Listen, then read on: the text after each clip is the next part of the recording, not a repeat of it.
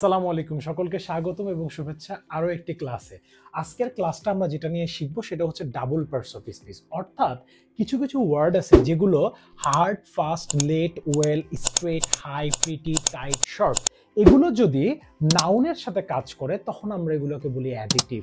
আর যখন আমরা এগুলো ভার্বের সাথে কাজ করবে তখন আমরা এটাকে বলি অ্যাডভার্ব। কেমন একটু লক্ষ্য করি, সেটা আমি যখন বলতেছি যে he is a hard worker, he is a hard worker, অর্থাৎ এইখানে হার্ডটা হচ্ছে কি, ওয়ার্কারটা হচ্ছে আমার নাউন আর হার্ডটা হচ্ছে আমার অ্যাডজেক্টিভ। অর্থাৎ ওয়ার্কারকে মডিফাই করছে, দ্যাটস ওয়াই হার্ডটাকে আমরা বলতেছি কি অ্যাডজেক্টিভ। কিন্তু আমি যদি বলি he works, he works hard, তার মানে সে কেমন ভাবে পরিশ্রম করে, সে কঠোরভাবে পরিশ্রম করে। এই জায়গায় হার্ড কি হিসাবে ব্যবহার হচ্ছে, অ্যাডভার্ব হিসাবে ব্যবহার হচ্ছে। কি হিসাবে?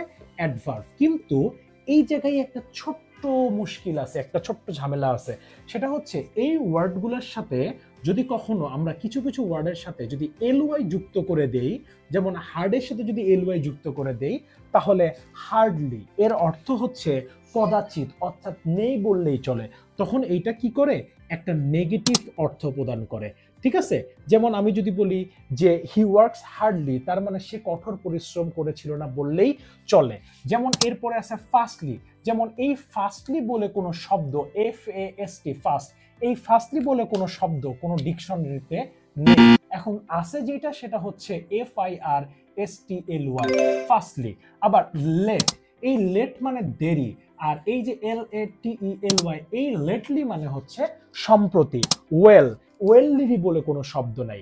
সো এইরকম টাইপের শব্দগুলোর ব্যবহারে একটু সচেতন হতে হবে, দেখতে হবে যে এগুলো নাউনের সাথে কাজ করতেছে নাকি ভার্বের সাথে কাজ করতেছে। যদি নাউনকে মডিফাই করে তাহলে অ্যাডজেক্টিভ, আর যদি ভার্বকে মডিফাই করে তাহলে অ্যাডভার্ব। সো এরকম আরো ছোট ছোট ভিডিও পেতে তৌফিক ইংলিশ এর সাথেই থাকো। আসসালামু আলাইকুম।